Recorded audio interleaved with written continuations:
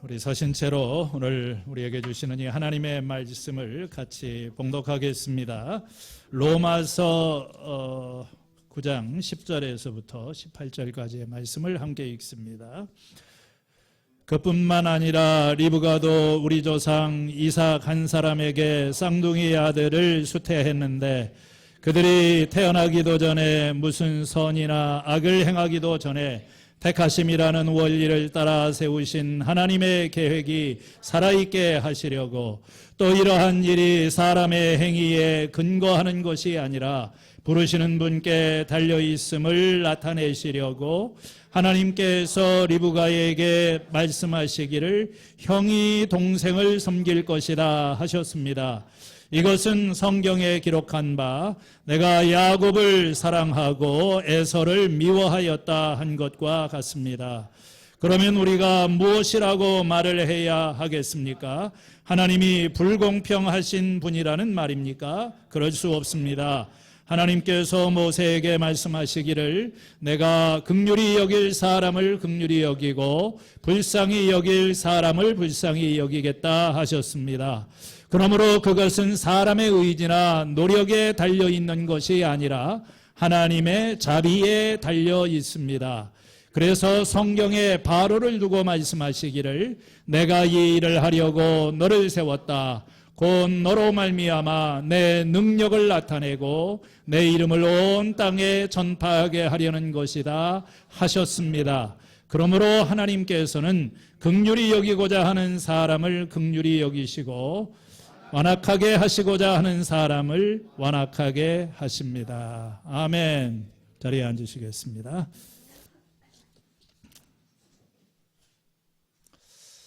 오랜만에 이렇게 다시 설교단에 서게 되었습니다. 아직 채 2달이 안 되었기 때문에 사실은 저는 준비되어 있지 않은데 오늘 여러분들이 아시는 대로 제가 좀 대타로 지금 우리 전도사님이 가장 바쁜 주간이기 때문에 이렇게 이제 설교를 하게 되는데 무슨 말씀을 전할까 오랫동안 이렇게 이제 좀 뛰다가 저한테는 늘 고민이에요. 옛날에도 이 주일 설교 준비를 하면서 거의 한 주의 절반 정도는 설교 주제를 정하는데 시간이 지나가고 어떤 때는 3분의 2가 지나가요. 결정 장애가 있거든요. 근데 이제 이번에는 다행히도 주제를 부탁을 받았습니다. 월요일날 사실은 제가 이제 좀 설교를 이번에는 빨리 본문을 정해야 되겠다 해서 제가 초안을 어느 정도 다 잡아놨는데 이번 주에 이거 설교하면 되겠는데 전사님이 월요일날 아침에 저보고 목사님 외람되지만 부탁을 좀 해도 되겠냐고 하면서 좀 이 선택에 대해서 설교를 해주실 수 있느냐 그러시는 거예요. 그래서 한편으로 당연히 해야지 하는 생각이 들면서 굉장히 생각이 복잡해졌습니다. 왜냐하면 이게 어려운 주제거든요, 상당히. 그리고 좀 우리가 평소 깊이 생각하지 않는 좀 골치 아픈 주제가 될 수도 있는데 머리가 좀 지끈거렸습니다. 내가 설교를 오랜만에 가서 잘해야 될 텐데 재밌게 좀 짧게 하고 와야 되는데 이 본문을 그래서 사실 이번 한 주간 동안 내내 아주 광교 도서관에 가가지고 아침부터 저녁까지 열심히 공부하면서 설교 준비하고 그래서 이제 와서 내가 잘할 수 있을까 좀 걱정은 돼요. 이 주제도 주제이고 제가 또 이렇게 설교가 좀 길어지는 경향이 있지 않습니까? 그래서 어제도 줄였는데 자신은 없어요. 그래서 그냥 여러분들 편안하게 들으시고 어차피 저는 한 번 설교를 하고 가는 거니까 그렇다고 제가 오늘 아주 밥을 못 먹을 정도로 길게 하는 건 아니고 또 최대한도로 제가 설명을 잘 해보겠는데 제가 보기엔 이제 다들 우리 교인들이 수준이 높으시기 때문에 제가 보니까 자녀들도 많이 커서 준우만 오늘 이렇게 잘 이해를 하면 딴 사람들은 별 문제 없을 것 같아요. 여러분들이 좀 편한 마음으로 이렇게 들으시면 저도 편하게 설교를 할 수 있을 것 같습니다. 성경에는 쉽고 재미있는 말씀이 있는가 하면 딱딱하고 어려운 본문도 있습니다. 로마서가 사실은 조금 어려운 책에 속하죠. 저희 집 사람도 새벽기도 지난주에 오다가 로마서 좀 어렵죠 그러더라고요. 사모가 어렵다는데 교인들 어렵겠구나. 특히 이 로마서 9장에서부터 11장에 오면은 좀 더 그래요. 이건 뭐 잘 와닿지도 않고 대개 좀 건너뛰는 경우가 많습니다. 오늘 본문이 이것과 관련이 있거든요. 여러분, 설교도 듣기 좋은 설교가 있고 그렇지 않은 설교가 있습니다. 교리적인 어떤 설교 이런 거 별로 좀 좋아하지 않죠. 그래 대부분 쉬운 설교, 재미있는 설교를 좋아하고, 우리 전도사님은 이 어려운 것을 쉽고 재미있게 전달하는 기술이 있어요. 그런데 저는 그 반대로 쉬운 것을 아주 복잡하게 길게 전달하는 은사가 있습니다. 그래서 많은 사람들이 제 설교를 듣다가 이제 더 이상 못 견뎌가지고 아마 교회 생활을 포기한 분들도 있으리라고 생각을 합니다. 그런데 쉽고 재밌는 게 꼭 유익한 것만은 아니에요. 그러니까 우리가 좀 이렇게 오늘 이 본문과 주제에 어떤 균형 있는 말씀 섭취를 하면 좋겠습니다. 오늘 이 말씀은 일종의 교리 설교라고도 볼 수 있는데 제목이 좀 딱딱하죠. 하나님의 절대 주권과 택하심. 벌써 제목부터 사람들이 딱 귀를 닫겠다. 용어가 좀 어려우니까 우선 좀 설명을 하겠습니다. 주권이라고 하는 말을 우리가 뭐 잘 안 쓰는데, 주권이라고 하는 말은 어떤 이 한 나라의 의사를 최종적으로 결정하는 권력, 파워, 최고의 어떤 절대적인 힘을 말하는 것입니다. 뭐 선택이라는 건 여러분들이 알겠고요. 그래서 이 주권과 선택이라고 하는 것은 밀접한 관련이 있어요. 다시 말하면은 누가 선택을 하느냐, 이 선택의 힘이 누구에게 있느냐. 과거에는 우리 이 한 나라의 이 모든 것을 결정하게 될 때 이 의사결정의 그 최종적인 최고의 주권이 어떤 특정한 사람, 왕에게 있었어요. 그래서 이걸 우리가 군주제라고 이야기를 합니다. 왕이 결정하는 거예요. 왕이 선택하는 겁니다. 근데 이제 민주주의 국가에서 주권이라고 하는 것은 누구에게 있습니까? 국민에게 있죠. 그래서 이제 나라의 중요한 것들을 국민이 결정을 하는 것입니다. 이 선택이라고 하는 말은 다양한 맥락에서 사용이 됩니다. 보통 우리는 요즘에 이 선택은 인간의 선택, 나의 선택을 이야기를 합니다. 물건을 선택하거나 직업을 선택하거나 아니면은 어떤 직장을 선택하거나 심지어는 미래를 다 이게 나의 선택이에요. 그렇지만 성경에서 이 선택이라고 하는 말이 사용이 될 때 대부분의 경우에 그것은 하나님의 선택을 가리키고 있습니다. 하나님께서 이스라엘 백성들을 선택하신 것.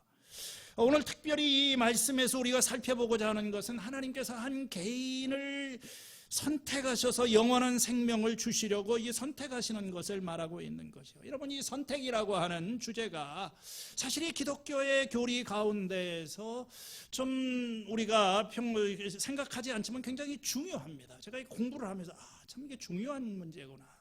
이 선택이라고 하는 것을 다른 말로는 미리 정하심, 아니면은 예정, 아니면 부르심, 이런 말들과 서로 상호 교환해서 사용을 하기도 합니다. 로마서 9장에서 이 8장에서부터 11장까지의 말씀에 이 하나님의 선택, 하나님의 택하심을 다루는 아주 가장 대표적인 본문 가운데 하나입니다. 바울은 인간의 역사의 모든 사건들에 대한 하나님의 절대적인 주권을 가르치고 있어요. 선택이 하나님의 주권에 속한다. 그런 말이죠. 그런데 사실 우리가 이 로마서를 읽어보면은 이 로마서 9장에서 11장까지의 핵심적인 주제는 선택이 아닙니다. 여기서 이 9장에서부터 11장까지 다루고 있는 문제는 이스라엘의 불신과 이로 인해서 야기되는 이 하나님의 신실성의 문제인 것입니다. 오늘 우리가 이 9장의 첫 부분을 보면은 바울은 이런 말로 시작을 합니다. 내 마음에 큰 슬픔이 있고 끊임없는 고통이 있다. 자신의 마음을 말해요. 그건 뭐냐면은 내 동족 이스라엘 백성들, 그 동족들을 생각하면 참 그들이 어떻게 구원을 받을 수 있을까?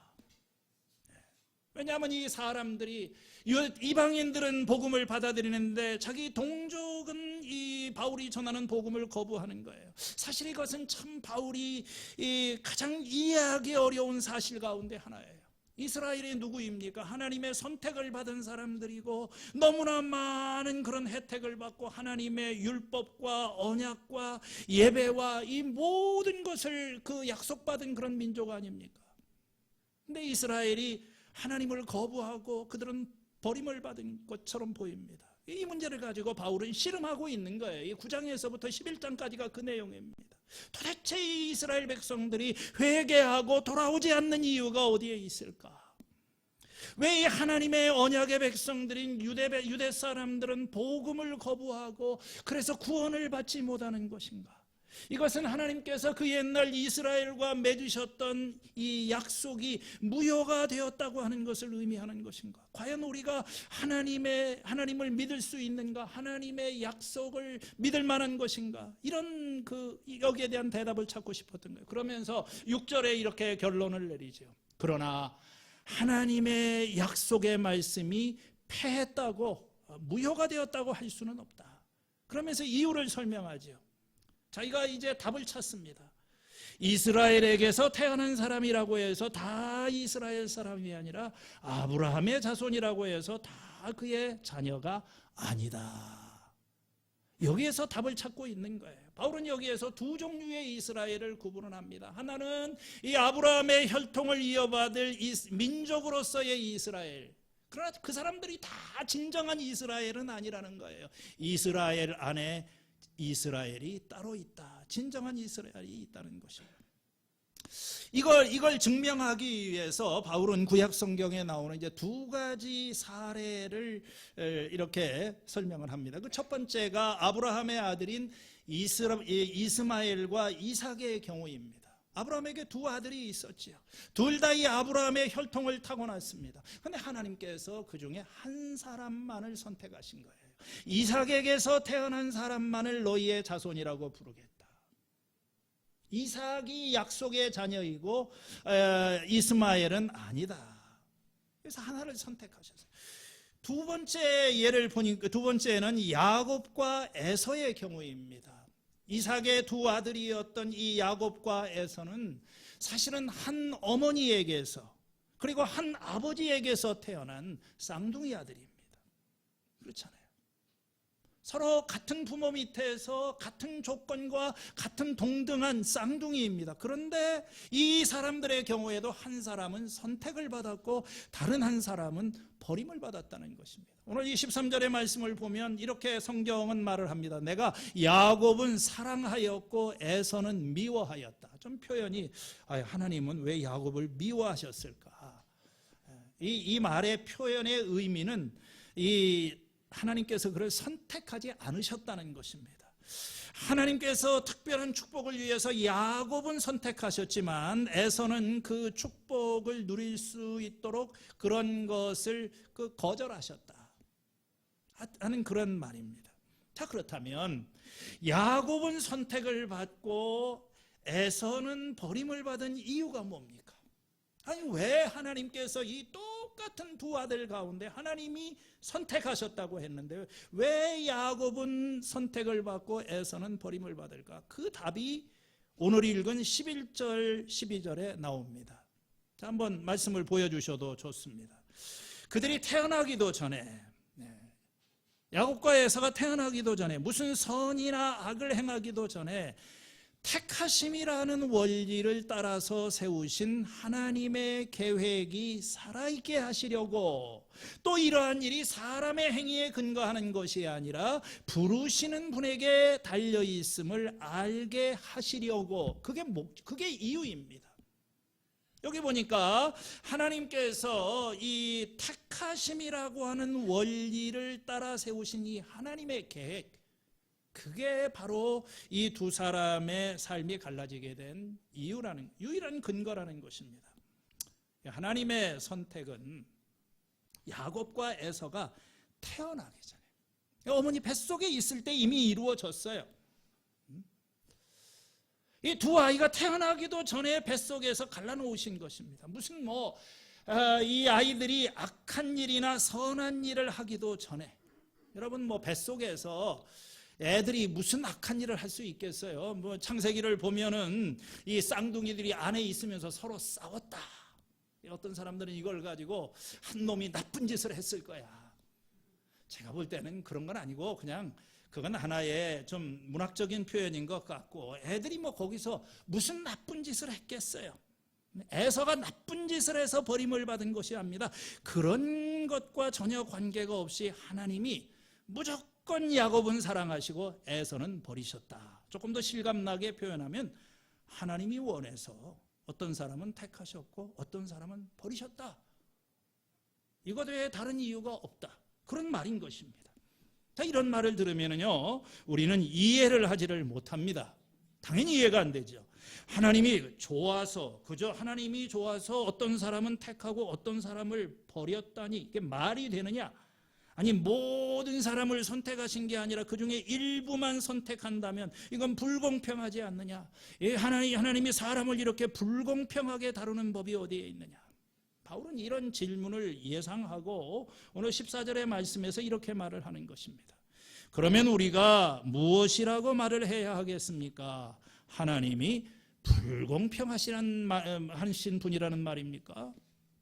바울은 그렇지 않습니다. 하나님은 절대 불공평하지 않으십니다. 그러면서 이런 말을 덧붙이지요. 하나님께서 모세에게 말씀하시기를 내가 긍휼히 여길 사람을 긍휼히 여기고 불쌍히 여길 사람을 불쌍히 여기겠다 하셨습니다.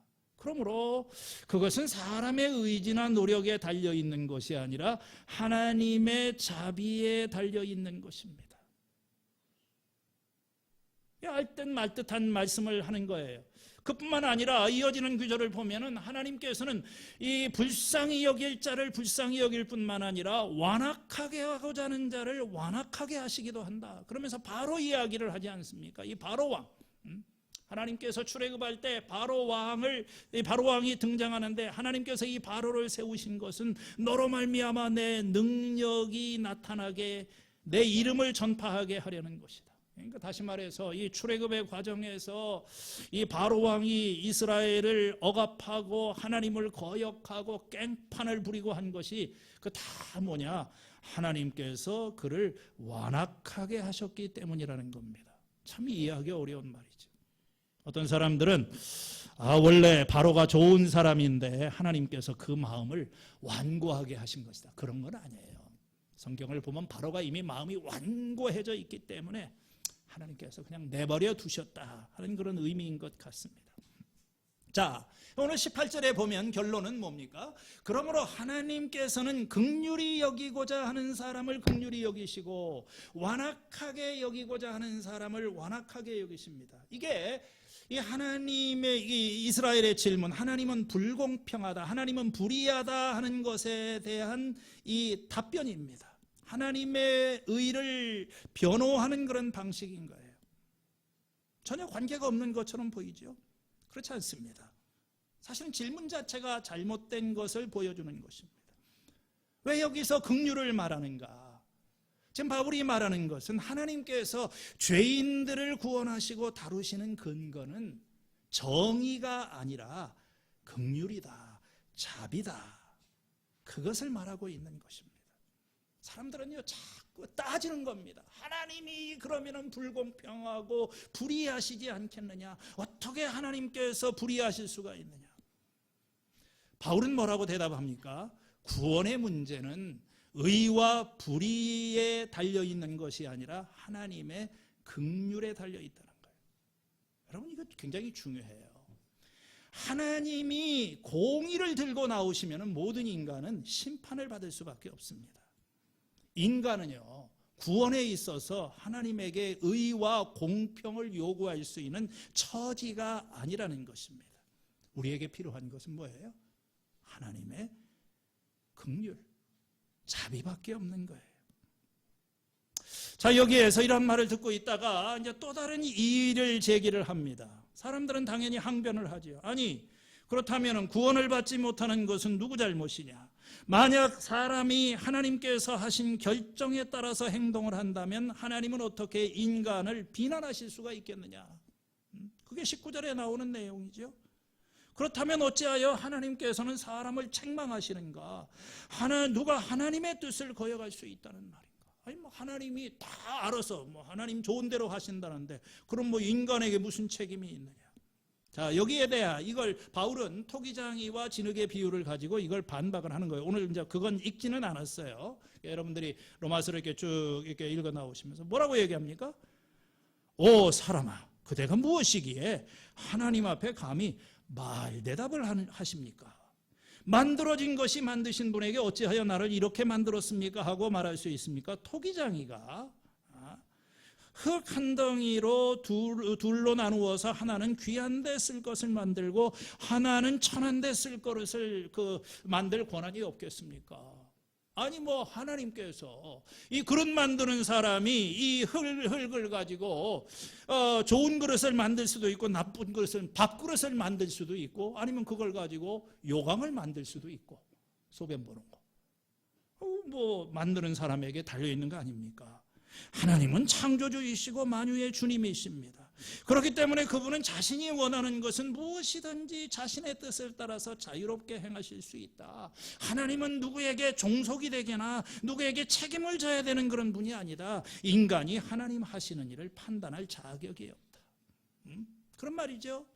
하나님은 진노를 내리기로 작정하실 수도 있고 어떤 사람을 불쌍히 여기기로 작정하실 수도 있다. 하나님이 만드신 이 창조물에 대해서 그분이 어떤 선택을 하시건 어떤 결정을 하시든지 간에 하나님은 자유하시다. 우리는 그저 처분을 따를 뿐이다. 창조주가 자기에게 만든 것에 대해서 절대적인 어떤 주권을 가지고 계신다. 하나님 결정하시는 거예요. 바울은 이 로마서 9장에서 모든 선택은 다 하나님에게 속한 것이고 우리에게서 비롯된 것이 아니다 하는 것을 말하고 있는 것입니다.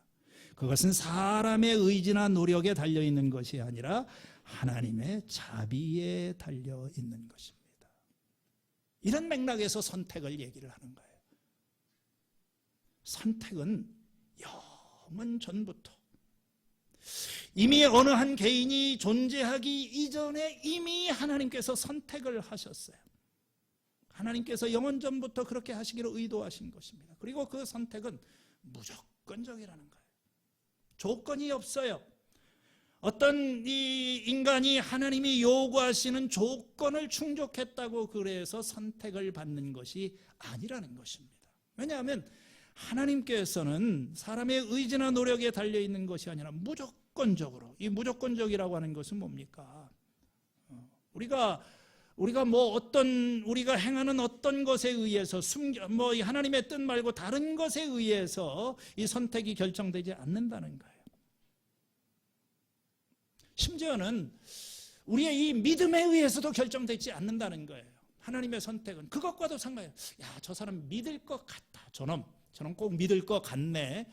하나님께서 그걸 아시고 선택하신 것이 아니라는 것입니다. 그것과 상관없이 하나님께서 무조건적으로 선택을 하셨다.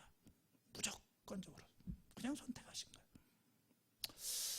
오늘 우리가 이런 맥락을 가지고 오늘 이 본문의 말씀을 다시 한번 이렇게 살펴볼 때 참 사도행전 28장 맨 마지막에 가면 이제 바울이 로마에서 이 로마에 있는 청중들에게 복음을 전하는 장면이 나오죠. 끝부분에.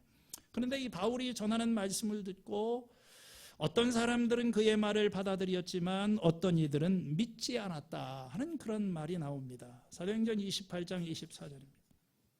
자, 왜 어떤 사람은 믿고 어떤 사람은 믿지 않았을까요?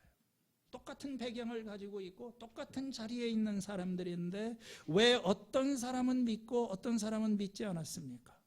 어떤 사람은 바울의 말을 받아들였고 어떤 사람은 그것을 거부했을까요? 왜 그런 선택을 했을까요? 자기 선택이죠. 그러나 그런 선택이라고 하는 것이 그러니까 더 본질적인 질문은 이겁니다. 왜 인간은 그렇게 행동을 하느냐? 왜 그렇게 이런 선택을 할 수도 있고 믿을 수도 있고 안 믿을 수도 있는데 왜 그걸 거부할까? 물론 자기 선택이니까 그건 내적인 요인이지만 외부적인 그런 요인도 상당히 작용합니다. 바울은 지금 보통 우리가 여기에 대해서 세 가지 원인이 있다고 설명을 합니다. 자, 왜 이런 선택, 왜 인간이 그렇게 행동을 할까? 첫 번째는 우연이다. 이렇게 말하는 사람들이 있어요. 그냥 뭐 이유가 따로 없어. 무작정 그렇게 되는 거야. 여러분, 어떻게 여러분들이 이 집에서 태어나게 됐습니까? 어떻게 이런 분을 내가 부모로 만나게 됐죠? 어떻게 나는 저렇게 이쁘고 착한 사람을 와이프를 만나게 됐을까? 설명이 그 우연이야, 우연. 아니, 이 세상이 어떻게 만들어졌지? 우연이야. 어떻게 그냥 튀기고 이렇게 수억 년 하다 보니까 그렇게 됐어. 생명은 어떻게 시작이 됐지? 나도 몰라. 그냥 우연이야. 좀 그렇게 말하기는 너무 좀 비합리적이죠. 두 번째는 결정론이라고 하는 게 있습니다. 이건 뭐냐면 다 정해져 있다는 거예요. 왜 사람이 저렇게 행동을 하느냐? 그렇게 할 수밖에 없다는 거예요. 이미 다 태어나기 전에 이미 정해져 있다. 이걸 우리가 운명론이라고도 이야기를 하고 아니면 DNA를 얘기를 할 수도 있는 거예요. 우리 아이들은 왕의 DNA를 가지고 태어난 사람입니다. 그러니까 다 정해져 있다는 거예요. 사주팔자가 그렇게 돼 있다. 이 우주의 원리가 이렇게 하게 돼 있다. 그걸 거스르면 안 된다. 그러니까 우리가 동양 종교라든지 얘기하지만 뭐 기독교인들 가운데도 그렇게 믿는 사람도 있어요. 뭐 우리 이렇게 어떤 사람들은 뭐라고 했냐면 구원받지 않을 사람과 구원받을 사람을 하나님께서 다 정해 놓으셨다. 이게 참 설명이 어렵습니다. 뭐 거기까지는 그렇다고 하더라도 심지어는 하나님께서 의도적으로 어떤 사람들은 지옥에 가도록 만드셨다. 이렇게 하게 되면 정말 하나님께서 지옥 갈 사람도 다 만들어 놓으셨을까? 다 정해져 있다는 겁니다. 하나님 정하신 것을 누가 바꿀 수 있겠습니까? 이 운명론적으로 가기가 쉽습니다. 결정론이죠. 세 번째 설명은 뭐냐면 우리가 책임져야 될 선택을 하지만 그것은 다 하나님의 절대적인 주권 아래에서 이루어진다 하는 것입니다. 이건 성경적인 그런 견해입니다. 여러분 두 가지가 있어요. 이 하나님의 주권, 이 하나님의 절대적인 주권이 있고 다른 하나는 인간의 책임이 있는 것입니다. 성경은요, 이 두 가지의 진리를 함께 묶어서 설명을 합니다. 첫 번째로는요, 여러분 모든 일은 다 하나님의 지시로 발생하는 것입니다. 모든 일을 그분의 뜻대로 결정하시는 분의 계획을 따라서 모든 일이 일어나는 거예요. 하나님께서 모든 일을 행하십니다. 참새 한 마리도 그분의 뜻이 아니면은 땅에 떨어지지 않는다. 심지어는 나쁜 일도 우리 세상의 인간의 불행조차도 하나님의 주권 아래서 일어나는 것이다. 모든 일은 다 사람이 마음으로 계획하는 것 같지만 하나님이 지시로 일어나는 것이다. 두 번째, 모든 선택은 우리의 책임이 따르는 자유로운 행위다 하는 것입니다. 여러분 사람은요 꼭두각시나 로봇가 아닙니다. 프로그램대로 가는 것이 아니라 인간의 결정이 있고 올바른 결정을 내리는 게 필요합니다. 우리는 구원을 받기 위해서 예수님을 영접해야 되고 또 하나님 말씀을 따라서 살아야 되고 또 서로를 사랑해야 합니다. 그런 책임이 있는 거예요. 다시 말하면 이 하나님이 인간의 결정에 주권적으로 개입하신다는 겁니다. 오늘 우리가 읽은 이 로마서 9장의 말씀을 보면 여러분들이 다 읽어서 뭐 기억을 하실지 모르겠지만 이 9장의 앞부분 오늘 우리가 읽은 이 말씀에서 바울은 많은 이스라엘 사람들이 복음을 믿지 않는 것은 그들이 선택을 받지 못했기 때문이다. 하나님이 그들을 선택하지 않았기 때문입니다. 그걸 지금 얘기를 하지만 이 9장 마지막 부분에 가게 되면 그들이 버림을 받은 것은 그들이 은혜 받기를 완고하게 거부했기 때문이다. 믿지 않았기 때문이다. 이렇게 말을 하는 거예요. 모순처럼 보이지만 사실은 성경에서는 이런 관점이 계속해서 유지가 되고 있는 것입니다. 다시 말하면은 하나님의 계획은 우리의 선택을 피해가거나 우리의 어떤 선택에 불구하고도 이루어지는 것이 아니라 우리의 선택을 통해서 이루어진다, 이렇게 얘기를 하는 것들. 왜 이렇게 복잡한 과정이 필요할까요? 아니 그냥 내가 결정하든지 하나님이 결정하시든지 하면 되는 건데 왜 이렇게 될까요? 왜 우리에게 우리의 결정뿐만 아니라 이 하나님의 개입이 필요할까요? 왜냐하면요, 우리는 죄 때문에 진리를 알 수 있는 능력과 하나님을 섬기는 능력을 잃어버렸기 때문입니다. 우리 로마서 3장이나 앞부분에 보면 모든 인류들은 우리는 다 죄 가운데 죽어있는 그런 사람들입니다. 죽은 사람들이 뭘 볼 수가 있고 뭘 알 수가 있겠어요? 그래서 이 인류는 죄로 인해서 우리에게 주어진 자유를 바르게 사용할 수 있는 능력을 상실했다. 자유가 있지만 자유가 없는 거예요. 그게 인간입니다. 인간은 자기가 원하는 것을 할 수 있는 자유가 있지요. 여러분 다 여러분 자유 아닙니까? 여러분들이 이것을 선택할 수도 있고 저기를 갈 수도 있습니다. 학교를 그만둘 수도 있고 다닐 수도 있어요. 그런 우리는 자유입니다. 그건 내 자유예요. 인간은 자유롭습니다. 그러나 바울은 우리가 하나님을 절대로 원할 수 없다고 말을 합니다. 우리에게는 하나님을 택할 자유가 없어요. 우리의 마음이 하나님에게 복종하지를 않습니다. 아니 복종을 할 수가 없어요. 왜 그렇습니까? 우리는 죄로 인해서 망가진 존재이기 때문에 그래요. 어떤 신학자는 이것을 인간의 이 타락한 상황을 날개가 부러진 새에다가 비유를 했어요. 여러분, 날개가 부러진 새, 이 새는 자유가 있습니다. 날아갈 수 있는 자유는 있어요. 그렇지만 그렇게 할 수 있는 상태에 있지 않습니다. 마찬가지로 하나님을 모르는 사람들, 이 자연인들도 하나님에게 나올 수 있는 자유는 있지만 그렇게 할 수는 없는 거예요. 그래서 하나님이 찾아오시는 것입니다. 오늘 16절에 있는 말씀대로 그러므로 그것은 사람의 의지나 노력에 달려있는 것이 아니라 하나님의 자비에 달려 있습니다. 우리 자신이 우리를 구원하는 것이 아닙니다. 여러분, 우리는 그 구원을 원하지도 않고 하나님을 찾지도 않고 우리는 이 어둠 속에서 생활합니다. 오직 하나님만이 우리를 깨어날 수 없는 잠에서 우리를 깨워주시는 것입니다. 우리도 어떻게 하지 못하는 상태에서 우리를 풀어주시는, 그래서 하나님의 개입이 필요해요. 어떤 청교도의 기도집에 보면 이런 기도가 들어있습니다. 저는 죄 가운데 죽어서 당신을 보지 못했습니다. 당신의 목소리도 듣지 못했습니다. 당신의 기쁨을 맛보지도 못했습니다. 당신을 알아보지도 못했습니다. 그러나 성령께서 저를 재촉하셔서 새로운 존재로 새로운 세상에 데려왔습니다. 당신은 사랑의 끈으로 저를 끌어당겼습니다. 이것이 이 하나님의 주권과 선택에 대한 성경의 가르침인 것입니다.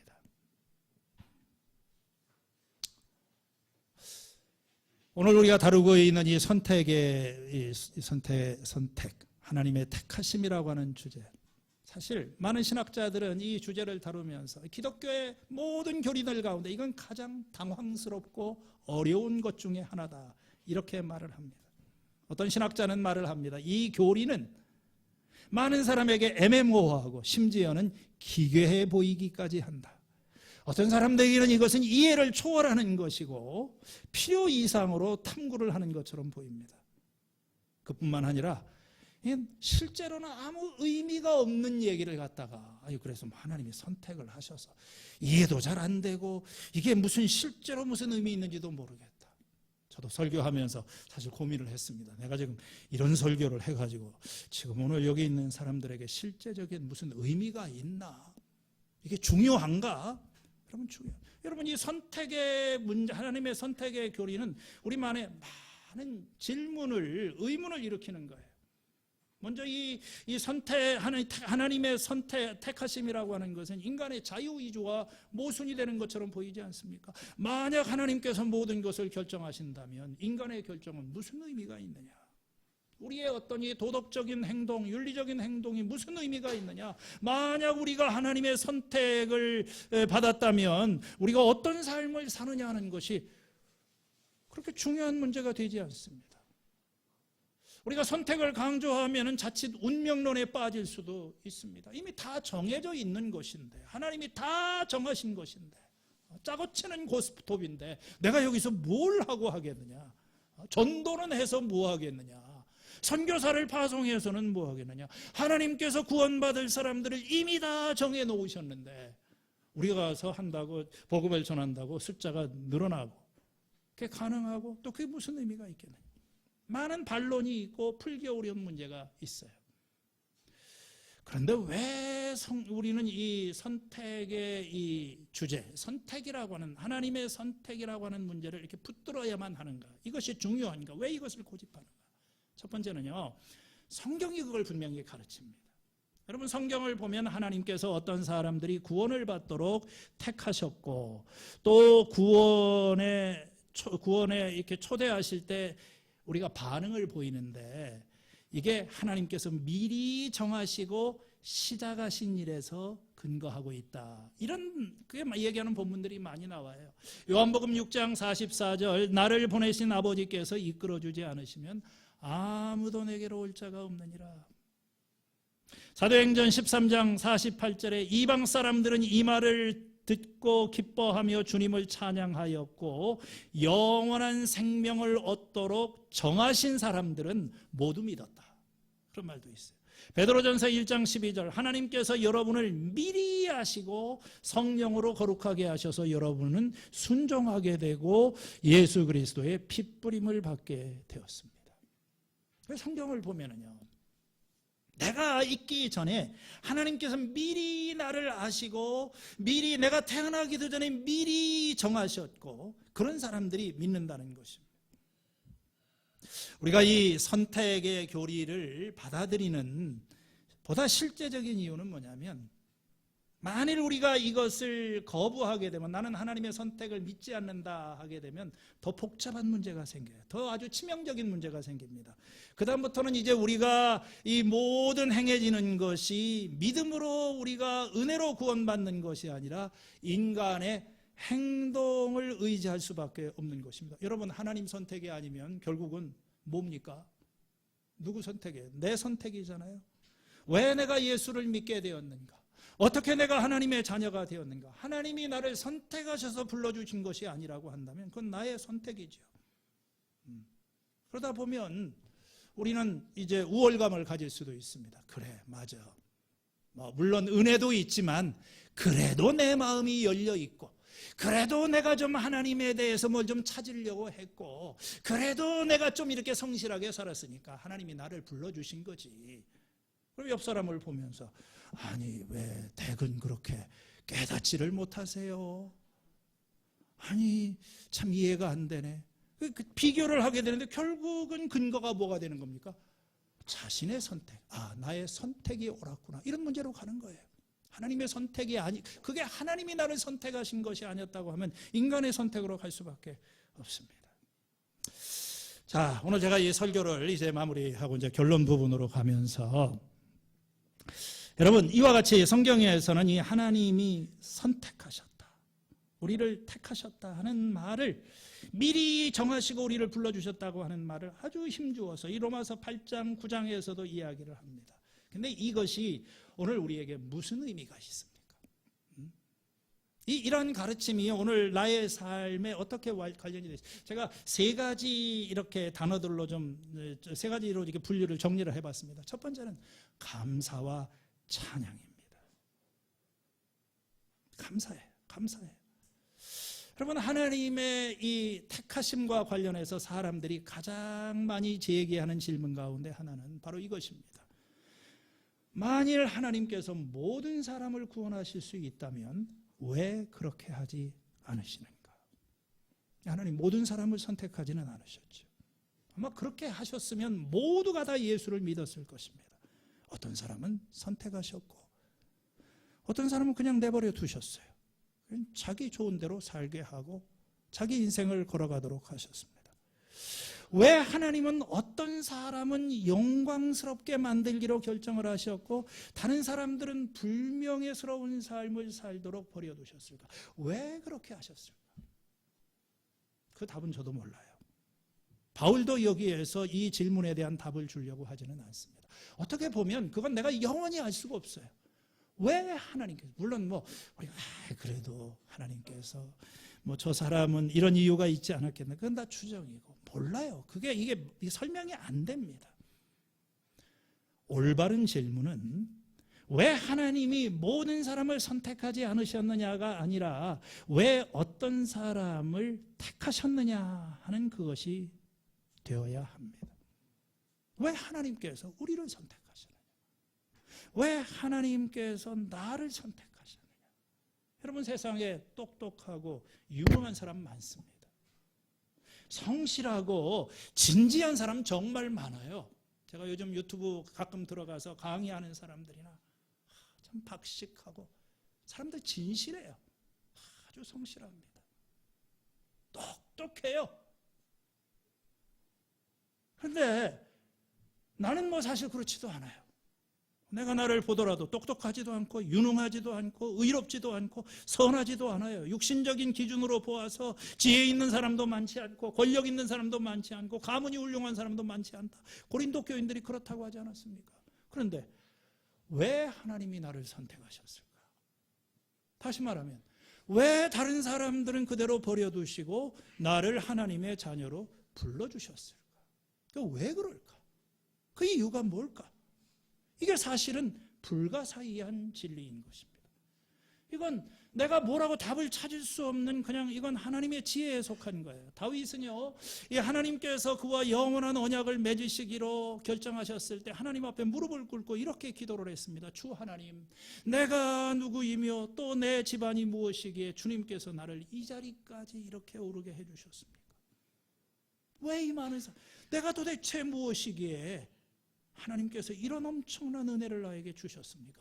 이 은혜를 알고 있는 사람은요, 자주 하나님에게 왜라는 질문을 합니다. 어느 목사님은요, 이렇게 고백을 했어요. 저는 특별히 4가지에 대해서 하나님 앞에 자주 질문을 합니다. 먼저, 하나님이 나 같은 것을 선택하셔서 그 자녀되게 해주신 것을 알 수가 없어요.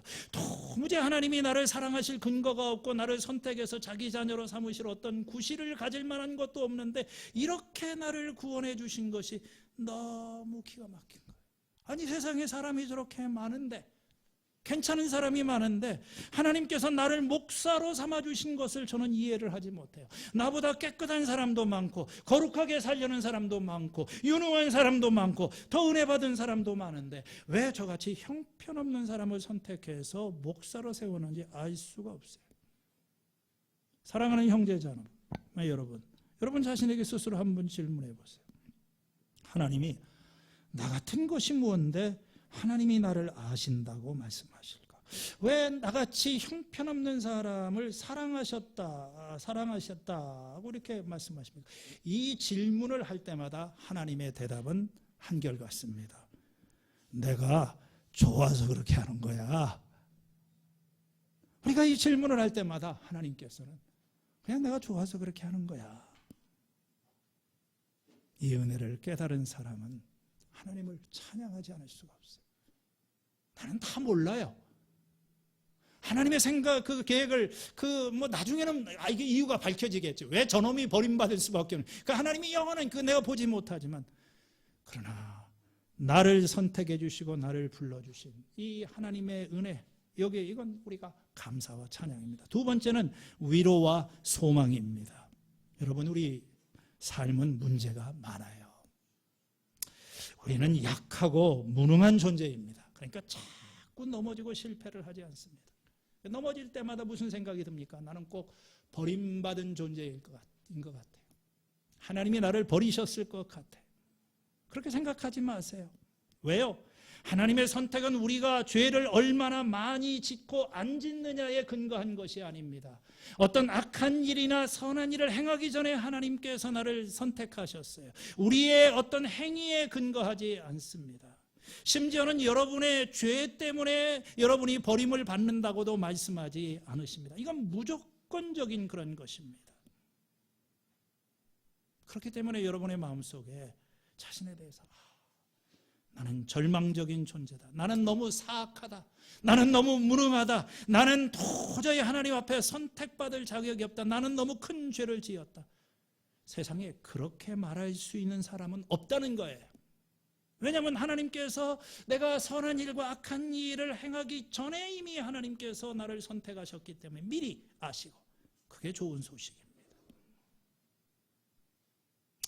만일 하나님께서 우리 안에서 다른 사람보다 더 나은 무엇인가를 발견하셨기 때문에 사랑하셨다면 우리는 하나님의 사랑을 잃게 될까 봐서 항상 두려워할 것입니다. 그렇겠죠? 그런데 하나님은 이렇게 말씀하지 않습니다. 네가 나를 더 잘 섬길 것 같아서 내가 너를 사랑한다. 네가 다른 사람보다 겸손하기 때문에 내가 너를 사랑한다. 그렇게 하지 않았어요.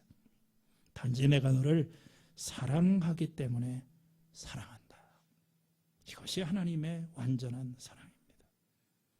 누가 하나님의 택하신 자들을 고발할 수 있겠습니까? 의롭다고 하신 분이 하나님이신데, 심지어는 여러분 자신도 여러분을 정죄할 수가 없어요. 여러분 자신의 판단에 여러분의 삶이 결정되어 있지 않습니다. 하나님께서 여러분을 선택하시고 하나님께서 의롭다고 하셨는데 누가 하나님의 택하신 자들을 송사하리요. 끝으로 오늘 이 확신이라고 하는 이 주제가 우리에게 무한한 확신과 용기가 됩니다. 만일 모든 일이 거룩하시고 사랑이신 하나님에 의해서 계획이 된 것이 아니라면 우리는 아침에 잠에서 깨어날 수 있을지조차 두려워할 것입니다. 내가 깨어날 수 있을까? 이 수술대에서 깨어날 수 있을까?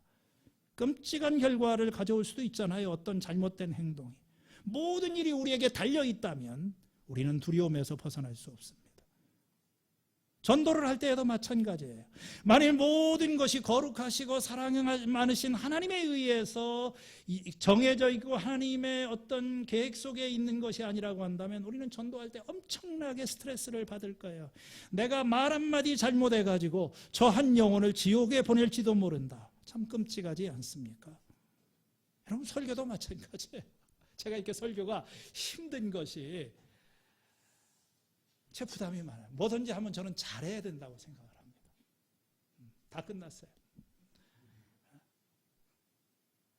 아니, 하나님의 말씀을 전하는데 어떻게 가능하면 좀 설득력 있게 좀 잘 준비를 해서 이걸 이렇게 하는데 사람들이 영혼이 병들고 하나님을 떠나게 되면 꼭 내 잘못인 것 같아요. 내가 설교를 잘못하는 것 같고. 우리가 이 하나님의 선택을 믿게 되면 그렇게 생각할 필요 없어요. 예수님 뭐라고 하셨습니까? 아버지께서 나에게 준 사람들은 다 나에게 올 것이다. 그래서 제 마음이 좀 편해졌습니다. 어떻게 좀 이 앞에 설 때마다 조금 뭔가를 더 이렇게 설득력 있게, 내가 목회를 잘못해서 그런가, 내가 사람이 재미가 없어서 그런가, 내가 설교를 좀 잘못해서 그런가, 이 자책과 큰 부담과 그런 걸 제가 이게 자유롭지를 못해요. 하나님의 택하신 사람은 은혜 받겠지. 내가 엉뚱한 얘기를 하고 지나가듯이 얘기를 하더라도 하나님이 택하신 사람들은 구원을 받겠지. 은혜 받을 사람은 받겠지. 내가 아닙니다. 하나님이 하시는 일이에요. 이 선택의 교리, 하나님의 예정이라고 하는 것은요, 하나님은 결정하신 것은 반드시 이루신다 하는 확신을 가질 수 있기 때문에 우리에게 용기를 내요. 우리 여러분 너무 잘 아시는 말씀이 있잖아요. 로마서 8장 28절. 하나님을 사랑하는 사람들, 곧 그 뜻대로 부르심을 입은 사람들에게는 모든 일이 협력해서 선을 이룬다는 것을 압니다. 우리의 삶은 예상치 못한 문제와 시련과 고난이 가득합니다. 나는 그걸 해결할 능력이 없어요. 아웃 오브 컨트롤, 통제할 능력이 없어요. 내일은 또 내 인생이 어디로 굴러갈지도 몰라요. 이 고난의 길을 어떻게 헤쳐갈 수 있을까? 그러나 나는 압니다.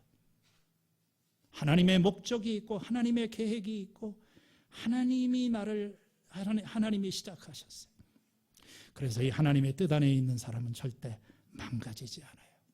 그 다음에 8장 29절 30절에 나오는 이 말이 다 그런 말이에요. 하나님께서는 미리 아신 자들을 택하셔서 자기 아들과 같은 형상의 모습을 되도록 미리 정하셨으니 그것은 하나님께 그 아들이 많은 형제 가운데 맏아들이 되게 하려는 것입니다. 그리하여 하나님께서는 미리 정하신 그 사람들을 부르시고 부르신 자들을 의롭게 하시고 의롭게 하신 자들을 영화롭게 하실 것이다. 잘 될 겁니다. 잘 될 거예요. 잘 될 수밖에 없습니다. 왜요? 하나님이 시작하셨기 때문에. 하나님이 택하신 것이기 때문에. 누가 하나님의 택하신 자들을 지옥으로 데려갈 수가 있겠습니까? 이게 하나님의 은혜입니다. 어떻게 내가 이런 은혜를 받게 됐는지, 어떻게 내가 그 택함받은 자의 자리에 있게 되는지 그건 나도 몰라요. 아무리 생각해도 모르겠어요. 그래서 여러분 찬송도 있지 않습니까? 310장 하나님의 은혜로 이 쓸데없는 자 왜 구속해 주는지 나는 알 수 없도다. 왜 내게 감동 주셔서 주 예수 믿게 하는지 나는 알 수 없도다. 옛날에는 이런 찬송을 불러도 아무런 의미가 나이가 들어가고 하나님의 은혜를 알면 알수록 하나님의 은혜구나. 하나님의 은혜구나. 오늘 여러분 좀 긴 설교, 꽤 길게 했네요. 좀 하여간 우리 어린아이들, 하나님의 택하신 자녀들, 할렐루야. 우리 겨자씨 교회, 여러분의 가정 잘 될 줄로 믿습니다. 우리 다 자리에서 일어나셔서 찬송가 310장 우리 말씀을 생각하며 함께 부르시겠습니다.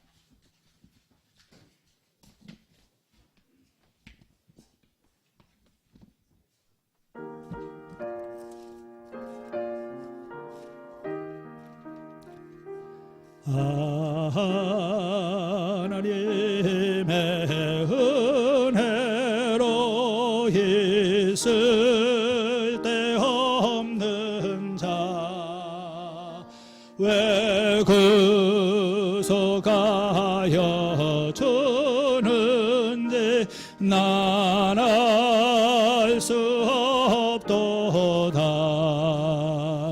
내가 더제함은 내 모든 형편하시는 주님 늘 보해 주실 것을 나는 확실해 하네.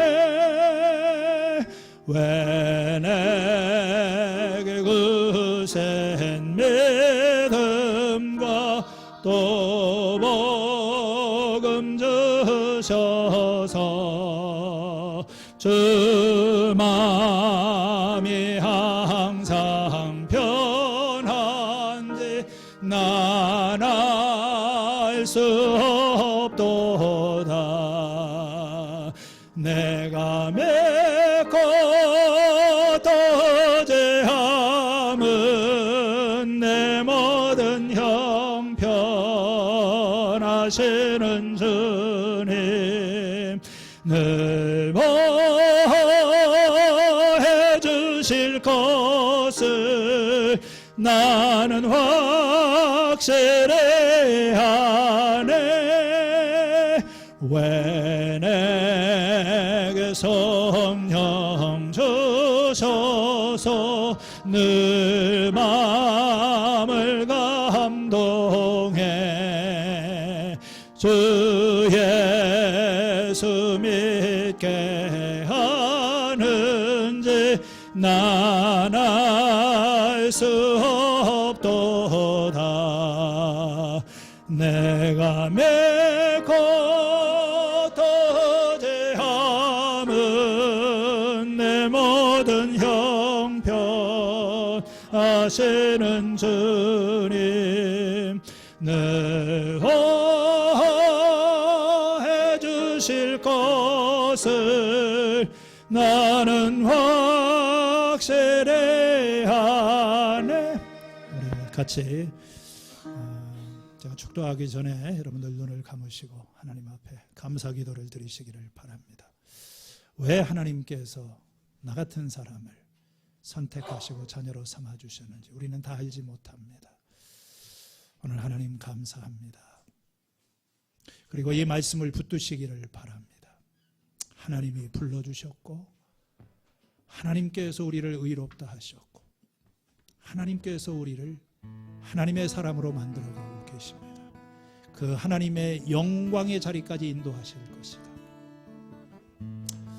하나님이 택하셨기 때문에 그렇습니다. 여러분 잠시 오늘 말씀을 기도하며 가지고 잠시 기도하고 제가 축도하겠습니다. 하나님 아버지, 오늘 이 시간 사랑하는 주의 백성들이 한자리에 모여서 함께 기도.